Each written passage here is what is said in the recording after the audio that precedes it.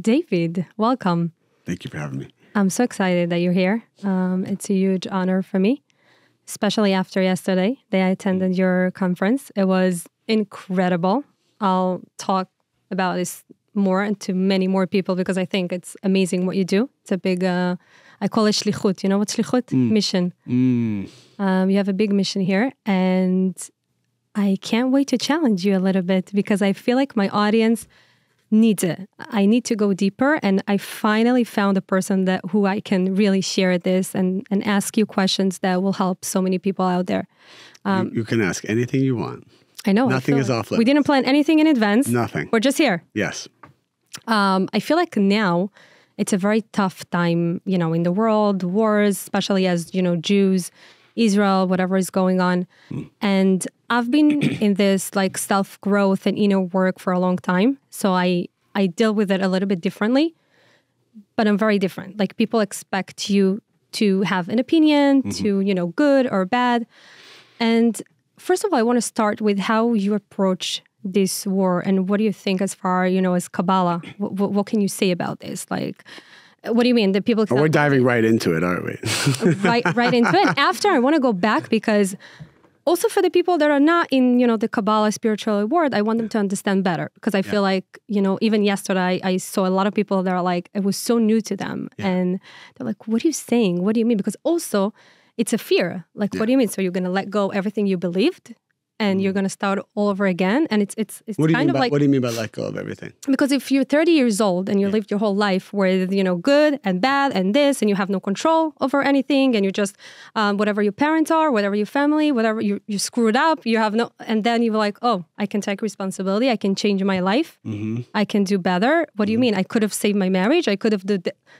And then you're like, it's hard. Yes. It's very hard. Yes. And yesterday I saw it. I saw a lot of people like, oh my God. So now, after what David said, what do you mean? So maybe I should get divorced. Maybe I should do this. Maybe I should. They're like all of a sudden everything changes for them, and it's scary. Right. So to put some context about what we spoke about yesterday, what Kabbalah is, and then maybe how that energetically affects the narrative around war or the current war that's going on.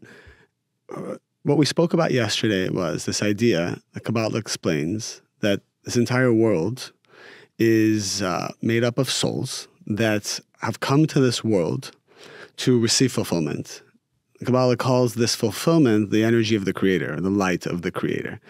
And this is an endless force of energy that is everywhere, abundant, and available to every soul regardless of their religion. And us souls came to this world in order to earn this light. The way we earn this light is through our personal transformation. And what that means is by becoming like the light of the Creator. So by becoming like the Creator, the vibration of the Creator, the qualities and the attributes of the Creator, our vessel, our soul then can receive this energy. Now, what happens when you receive this energy? This is how miracles occur. This is how darkness in a person's life disappears. We don't know how these miracles occur. We don't know where the darkness goes. But what we know is when that connection is made, this is how a person finds their soulmate. This is how a person connects to true abundance without side effects. This is how a person finds their purpose in life. This is how a person attracts the right people and then naturally repels the wrong people or the dramatic people or the chaotic people. Kabbalah basically explains, as long as I look to connect my soul to the light of the Creator, I don't have to really worry about everything else. All of these other things that I'm chasing will come in the right way in the right time. So this is the premise. Even all the religions that were created later on in life, the source of every religion was spirituality. This idea that we came to this world to transform ourselves. Not transform other people, not to force other people to do things, not to stay in our comfort zone, but expect everyone else to serve us. And so what Kabbalah is essentially doing is going back to the spiritual roots of everything. The first Kabbalist was Abraham. He was the first spiritual being. I mean, there were many before him as well, but he was the first to actually bring it to the world in a big way. And we also know that from Abraham came the three major religions. So what we're learning is, even though there are three different religions in this world, and they all seem very separate, they actually came from a spiritual root and a spiritual source. So my following all around the world is Jews, Muslims, Christian, Catholic, Hindu. Almost every religion is represented in my audience. And when they write to me, they basically say, learning Kabbalah has made me appreciate, let's say, all the religions, especially Judaism, but has also helped me appreciate my own religion more, because they're essentially learning the spiritual roots of what they were taught growing up, which I think is missing in our time. I grew up Jewish, never connected with it. I was always told, do certain things without understanding why I'm doing them or what's the benefit for me. And I don't like people telling me what to do. So for me, I was just very disconnected from it, and I didn't see the value of it. I'd rather go make money. I'd rather be successful. I'd rather do the things that I think I'll enjoy. When I was a teenager, somebody brought me to a Kabbalah lecture. I heard it. I'm like, wow, this is spirituality. Makes sense now. This is not, it's not religion. And actually, that made me appreciate the Torah and everything else after that. But you know that in the religious world, especially in Israel, I grew up more liberal, but like my friends, my family, everyone else, when you tell them the word Kabbalah, they're like, stay away, stay away. It's not for you. You're not allowed to do it. That was actually one of the subjects I wanted to touch, because as a religious, person who grew up in Israel, we were always told not to learn Kabbalah. Yeah. And now to even try, it's scary. It's not for you. It's deep. You're not allowed to. So most religious people never touched Kabbalah or learned, and they're actually scared of it. And even now, when I told people, I went to a Kabbalah conference, they're like, oh, why did you do that? You're not allowed to do it. Yeah. And I feel like they're in the darkness at this point, because this is the true light. When you connect to a spiritual, route, it's everything makes sense. Yeah. They shouldn't be afraid, but they're afraid because then you realize that it's not about the symbols and it's not about, the technical stuff to be religious. It's more spiritual, and anyone can do it. You're not wearing a yarmulke, you're not this, but you are, you know who you are. So, yes. Right. You think that Abraham wear a yarmulke? Did Moses wear a yarmulke? Right. Actually, we don't know. And in fact, I think the writings actually show that wasn't the case. Right. But what's really interesting about what you said, I've been doing this for now 26 years, since I was 15 years old. And I've had rabbis from all around the world, Orthodox rabbis especially, ask me about it, share these same opinions. And one of the things I've learned is, if people have an opinion, they usually have a very good reason to have it. From their point of view, there's a reason why they feel that way and they think that way.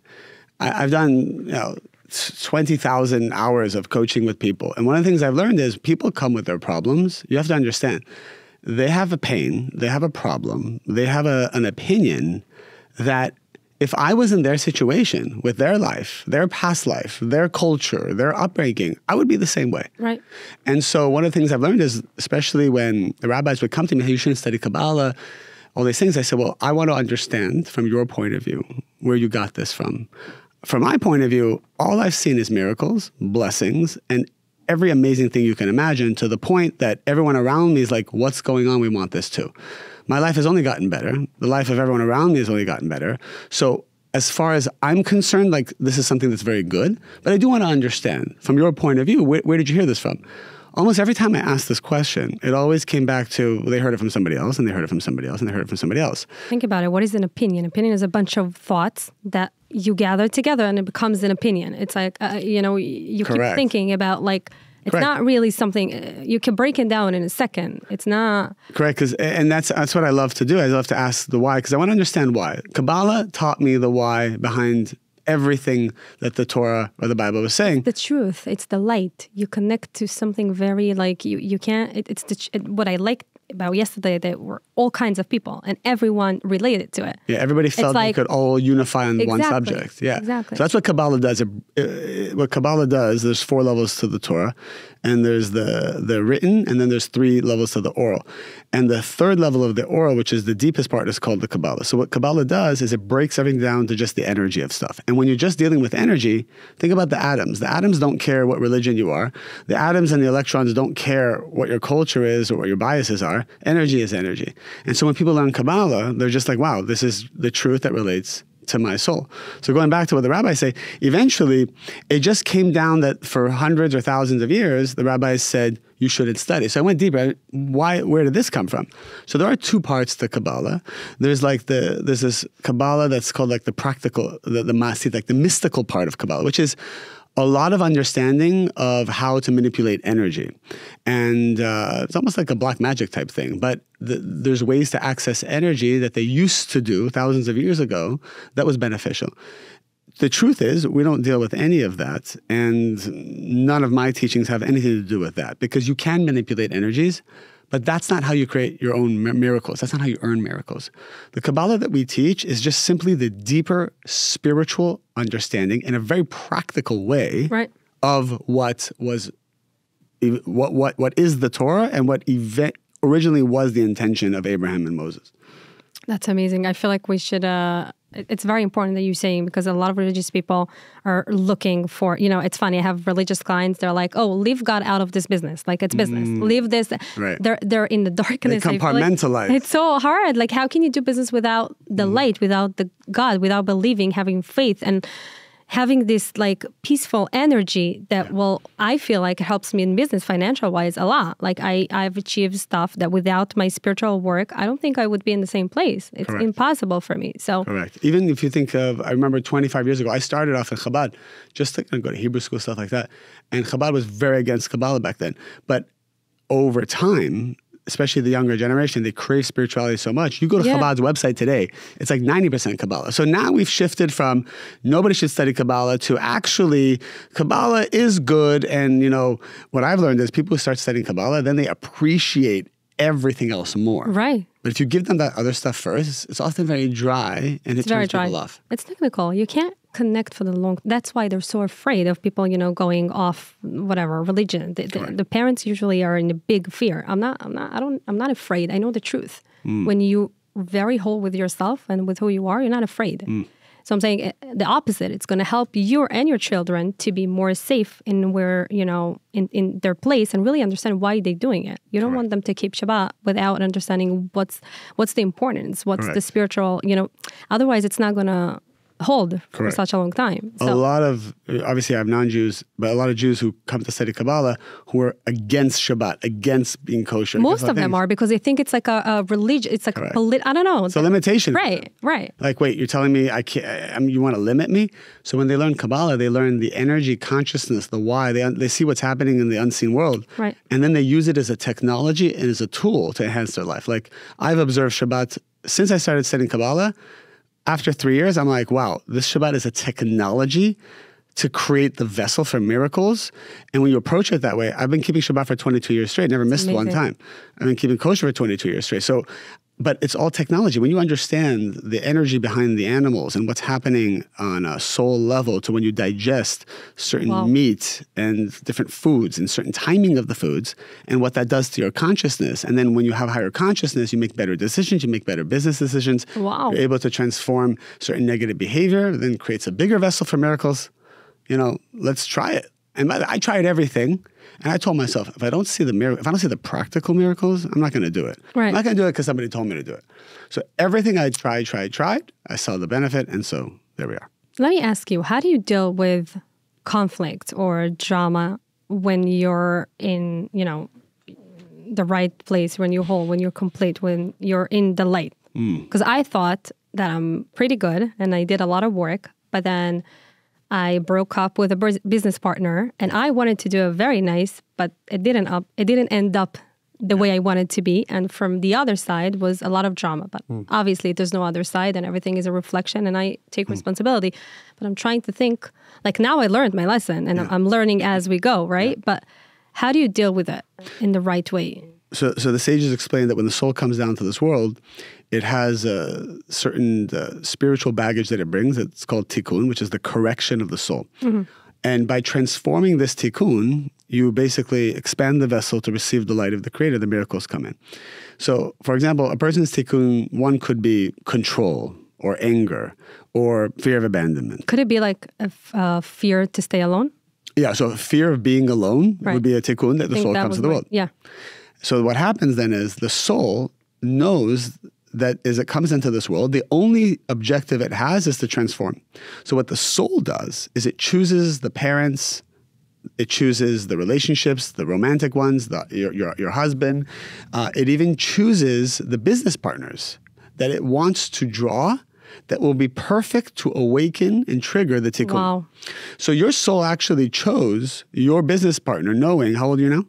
30. 30. So yeah, your soul basically knew that at the age of 30 or whatever it was before that, to draw in this business partner because it would be the perfect conflict that would awaken certain fears, It did. insecurities, and whatnot. And what's amazing is, why do we want to see that? Why do we want the anger to come up and the control to come up? Because then we can see clearly what needs to be transformed inside of us to become a vessel for the light.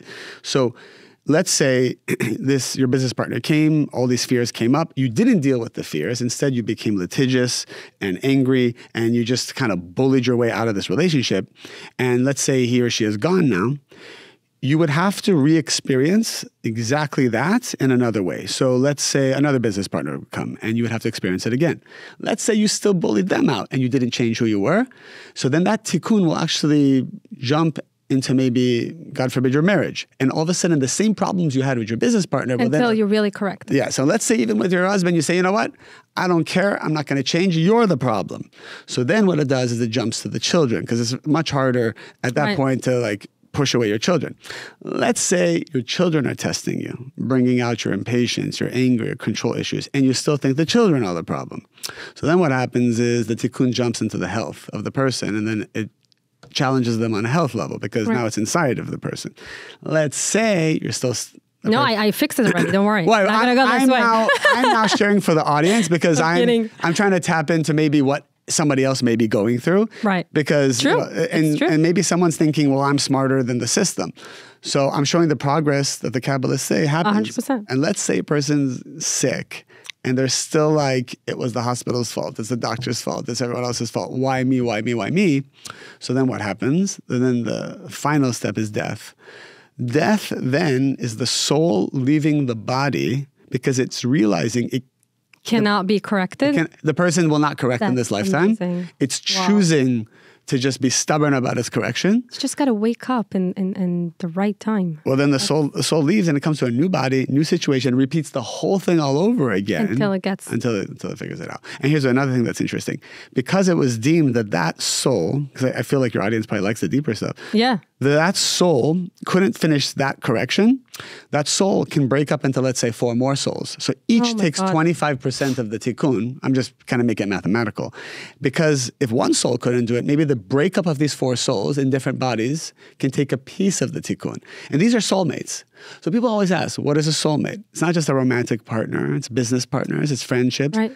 And it could be that, some of your closest friends or even your business partner or even your husband is an aspect of your soul. So anyone comes to your life to like do a part of the tikkun, really. Anyone you meet. No one is allowed to enter your auric field unless it was predetermined by your soul for your tikkun. Everything. There's no one would even see you. The person could not enter your life. You think you're choosing them to come in? It's already been chosen for them to come in.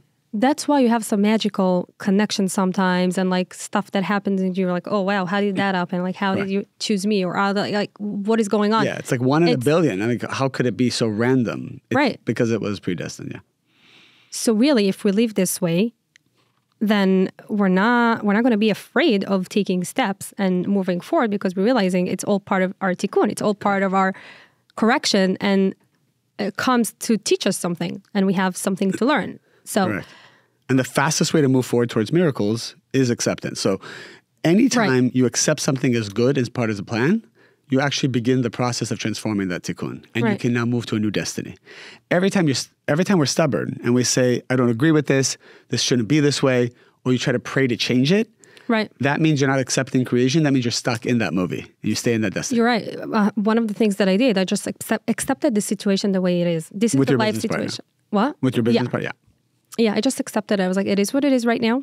I can't go back and change. I did my best. I really tried to do my best. She did her best. And, everyone in a different life situation. So obviously she, whatever, and I did different stuff. But right now, all I have is now. So I need to accept it. Mm-hmm. And once I did it, and it was pretty recently, things just like faded away. Things just like came down. Like I accepted it. I learned my lesson, which is, I think, being alone. It was a big fear that I had. Just like, I stayed with her, even though it wasn't right, because I didn't want to be alone. I didn't trust myself enough to handle this alone, which obviously was not true. It was just something that I felt. So I had to go through this correction. And now I'm perfectly fine with being alone. I'm not alone, right? But like with just being with myself and doing stuff that I used to, get her help with, and now I do it by myself. So I did it, and I feel so whole and complete, and I feel so powerful after that. But if I wouldn't go this path, like I'm saying, that's what I want to bring on to the audience and to the people, because we all go through challenges and difficult times, and we are like, oh, what didn't happen to us? What did we do wrong? Nothing. That's part of your journey. And I'll take your example and expand it into a couple of different areas. So you said like the fear of being alone, and what you did here is you leaned into the fear, you experienced it, you felt it, you accepted it. So what you did is you acted like the creator in the face of pain. And that is the actual correction of the tikkun. And what happens is what was once painful and dark now becomes light. Yeah. You expand your vessel, and then there'll be another moment in time that a new tikkun will emerge. But there's a lot of people who stay in relationships, not just business ones, but romantic ones, because they're afraid of being alone. You heard yesterday, the lady. She's Which one? So afraid. The one that she has 5 kids. Oh, yes. And by the way, it's a very common question that I also get. Yeah. When I want to talk about it. She asks you, she's married, she has 5 kids. Yeah. Her husband doesn't provide. He doesn't make any money. She works very hard. She's exhausted.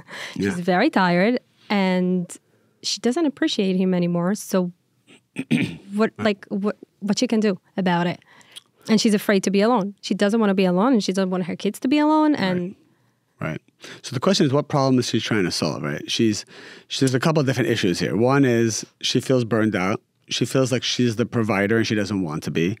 She's also not respecting her husband. So there's an issue between her and her husband. There's probably a romantic issue. There's probably a sexual issue. There's probably all these different things that are happening. There's a lot of different problems. Right. But maybe she doesn't respect him because she thinks in her head that if he doesn't provide, is not worth of their respect. What if he's a good father? What if he's a good husband? What if he's a good person? Maybe, like sometimes we think, like it's a common thing to think, like, the husband is not making more money than I am, then he shouldn't be respectful. Like, he shouldn't be respected. So what I often... It's true. See, all of these things are true, and what often people do is try to approach it from a psychological point of view or from a scientific point of view. All of these are true. I would say what's powerful about Kabbalah is I would say, listen, all that we know is if you transform 1% of yourself or 2% of yourself to becoming like the Creator, the light comes in and the darkness goes away, which means that you will shift to a new destiny where you will have clarity about what to do with your husband. Right. You will have clarity about what to do with your kids, and you have clarity what to do with your career. You are put in a situation, this is a test for you to transform. If she basically says, my husband is the problem, my job is the problem, and she's not transforming herself in this process, well, we have to ask the question, why did your soul even attract a husband who doesn't work? Right. And why did your soul attract a 100-hour-a-week job to begin with? Right. If you don't change something about your soul, you can leave your husband, you can leave your job, but you are going to be back into this. Her next husband is not going to be different. Her next husband will be something that looks different, feels different, but in 1 or 2 years she'll see she's going to come to the same point. And she'll come to the same point, right? So if it's control, if it's wanting to be, I don't know, whatever her issue is, but she's going to come to the same. Right, and some people say, well, what should this woman do? Should she leave or should she stay? We should never tell people. Right, we don't know if she should leave or stay. What we do know for sure is how can she elevate her consciousness and become more like the Creator, which Kabbalah will explain how she would do that. But she has to focus just on herself. Right, for sure. A lot of people asking me, even clients, before they want to invest, I want to ask advice for my rabbi, for my teacher, for my friend, for my cousin, for my mother. And I'm thinking to myself, like if I would... Back in the time when I just started, right? I started with nothing, no money, no language. I didn't know anything. I started 10 years ago. I relocated to America with nothing. If I would ask people if I should do it, if I should move to America, if I should go into real estate, if I should do this or this, nobody will tell me, yes, go for it. Yes, go for it. Nobody. I didn't ask anyone, even when I was in high school. I didn't ask anyone, never. That was my nature. Mm-hmm. So how can you move on in life and really transform and develop from asking people? You need to have the answer in yourself. You need to go through the challenges, the difficulties, the journey. You need to learn. You need to grow. That's the only way to grow. So This is also very important. Like you said, don't ask people for advice. Don't. Do the work and figure it out with yourself. You know the answer. When we look inside, right? We always know it. but we don't want to like, sometimes when we don't have the security and the confidence to trust ourselves. But so what you're saying here, and to make it even a step further, is our soul knows what to do. There's no doubt about that. So where do people come into the play, right? Should I not have a coach? Should I not have a mentor? Should I not have a teacher? Should I not ask? Truthfully, I ask all day long for people's opinions, and I ask them what they do, and I ask them, well, how did you do this, and how did you do that? No, that's different. That's different. Right. Because what I think what you're saying is the same as what I'm saying is we should ask people the things that will awaken within us what the truth is. So I love spending time with people who are good at what they do because they have an open channel there. There's an energy that they've opened up through their work that maybe I haven't. And so when I speak to them, when I'm around their auric field, when I'm just around their energy, all of a sudden I feel inspired and my limited beliefs open up and I'm able to access my soul better when I'm around those people, when I'm talking to them. It's not the exact advice per se that we need to listen to, but it's the energy from these people that we can kind of connect with to open up the energy inside of ourselves. Yeah, but a lot of times when you want to do something, you ask your parents, you ask people that not necessarily you get inspired by, or you're not, it's different. They sway you because you want their approval. Right. So you listen to what they say, even though you don't feel it's right. I guess the thing that I'm trying to say, they don't seek the approval and validation from the outside. You can talk, you can hear their opinions, but the validation and the approval should be from inside you and not from, and that's something that a practical way is take as much advice as possible, let it gestate, let it marinate, but then you have to be the one that makes a decision that's right for you. Ultimately, what is right for you? And here's the other thing. Even if you make the wrong decision, it doesn't matter.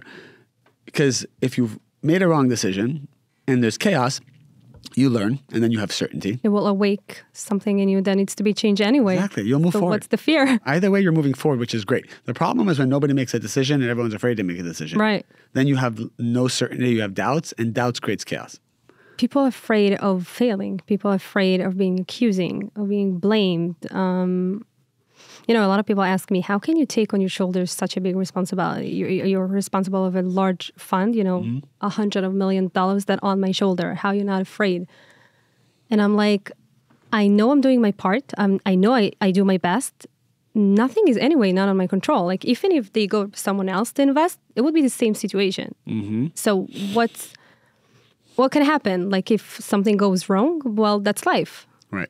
Who told you that everything can go great and be perfect? Like that's not.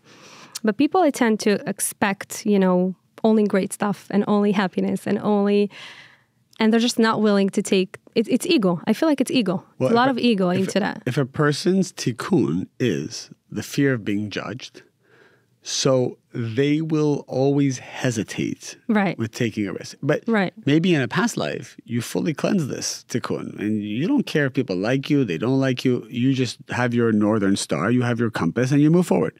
Like the most successful people in the world, let's say the president of the United States, half the world, half the nation hates him and half loves him. Imagine if you had 150 million people who literally want I wouldn't. I don't think I would handle this. No, that's too much. So here's what's interesting with what's going to happen with you most likely is because you don't have a tikkun with need for approval on this level, you're going to elevate. And what's going to happen is, let's say, I don't know, all of a sudden there's going to be a situation where they're asking you to run for the mayor of New York City because this is now your destiny. And then when you run and you have maybe 10, 20, 30,000 people who sending you death threats, hate you, are saying all these horrible things about you and your family, you better believe a lot of tikkun's going to come up then. Right. But that's the beauty of this, because the more tikkun you transform on this level, so then you become elevated and the stakes are higher. And when the stakes are higher, that pressure brings out more negativity. And it's interesting, because when you run for mayor, people look into your life and, not so much. But when you run for governor, a little bit more. When you run for president, they will find any dirt, every bit of insecurity that exists. And then, that's good because then it comes to the surface and you can transform it. So the more you're doing to bring light to the world, the higher the chances your negativity is going to come up to the surface. I feel it. the past year, I feel like I grew more in a spiritual level, and I have all of a sudden I have this thing called haters and jealousy and stuff that I didn't really pay attention before. I didn't care about it so much. But all of a sudden, like everyone, yeah, it's normal. Get used to it. You know, everyone like that. See Elon Musk, Trump, whatever it is. They give me all these examples. I'm flattered, thank you, but it still hurts and it still bothers me. Right. How do you deal with it? By the way, do you also get it? Do I I'm get sure it? you have people that resent you and like tell you they're not. No. Yeah, 100%. So it says that as you become more successful and more things you do, the creator actually sends people to speak badly about you, because anytime someone speaks poorly about you and you don't react to them, you don't get upset. I mean, you can get upset, but you don't react to them. You don't curse them back. The people who speak bad about you actually take negativity away from you, and they take it on their soul. So yeah, the Kabbalists actually wrote about this. It's Lashon Hara also. Yeah, so if somebody speaks Lashon Hara about you and you don't react, the people who speak Lashon Hara take the negativity away from you to them. When you're saying now reacting, so for example, I had this situation where a group of, women, whatever, jealousy, whatever it is, I don't care. They said some really bad stuff about me and they tried, to bring me down. I didn't react, but I was hurt. So I did speak about it to my friends, to my husband. Is that still called? So let's define I want to make sure. reactive. I want to make sure they take away my negativity. Yes. So let's define reactive behavior. Reactive behavior is any thought, word, or action which comes from lack or fear in order to numb the pain or in order to have instant gratification. So for example, if they spoke Lashon Hara, evil speech about you, and immediately you got upset and spoke badly about them, and you started a war online, or you called your friends to speak Lashon Hara about them, so this would be reactive. Right. If you actually pause and you say, oh, this is a gift. This is amazing. I'm so happy they're speaking Lashon Hara about me. Because it's coming from the creator and it's actually cleansing me so I can enter my next level. Right. And you fully trusted that. Now, maybe you spoke to a therapist or a friend. Right. I didn't speak bad about them. I just spoke about my pain. Exactly. What is my responsibility here to transform and grow? You're exactly. Right. If you're using that to transform, then it's protected. But if you're calling a friend just to put them down, so then you're reacting and you're losing the benefit of removing the negativity. It's a waste of time. Right, exactly. It's not going to get us anywhere. So anybody who's listening, like if you have someone who's speaking badly about you. And everyone has it. It's so common. Everyone is speaking about it. You go all over Instagram. Well, they call it in Instagram, they call it a narcissist. There's so much to blame. But for me, it's like, what's going to help me to call her a narcissist? Like, what is it going to do to me? It's going to develop me better. It's going to be... I don't care about her. It's a total waste of energy. Exactly. And social media is a lot. Like, and people are so happy. Like, oh my God, I just saw on social media, she's a narcissist. That's why she's like that. Like, then what? It's going to make you happy? Right. So the question becomes, what's your goal? If a person's goal is just to feel the high of drama, so they'll do those things. But I often tell people, I say, look, you have a goal here. You want to be successful. You want to be wealthy. You want to find your soulmate. If you want me to help you get fastest to this goal, don't even waste your words speaking evil speech. Because every word we speak, we lose a piece of our soul. Right. So we lose a piece of our vessel. And that vessel shrinks. The vessel of wealth shrinks. The vessel of love shrinks.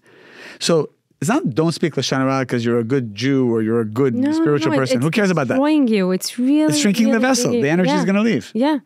Why do you want the energy to leave? Also judging. We judge all the time. We don't even realize we judge all the time. Even me, I think of myself. I'm like, oh my God, why did I just think that? No, like I don't care. I don't want to judge. I feel like every time I judge, even like stuff that it's very easy to judge, right? Like for example, Hamas, this, whatever it is, it's bad, but it's going to help me. I'm going to change now the world when I judge it, when I speak bad about it. No. So we're constantly doing it and we really need to stop, because if we can use that energy to actually do good and, spread more light to the world, it would be amazing.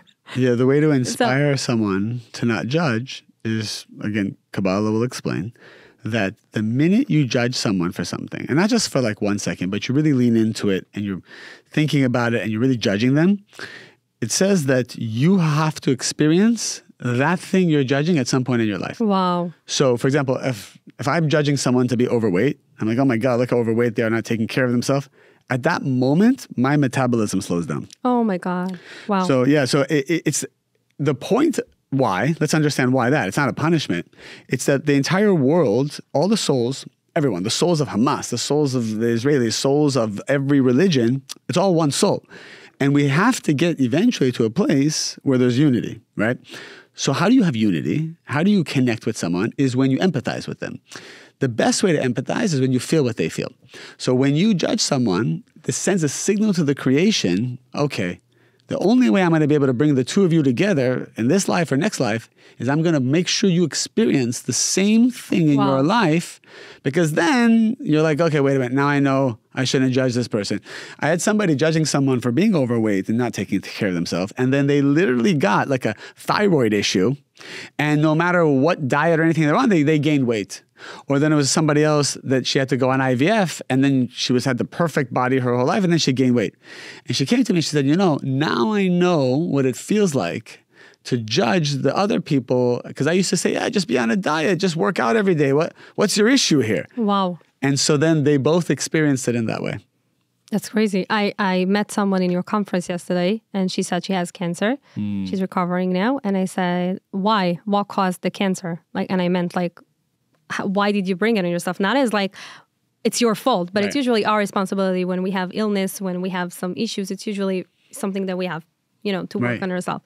So she said, no, it's genetic. It's from my mother. So I said, okay. And then she's caught herself. She's like, you know what?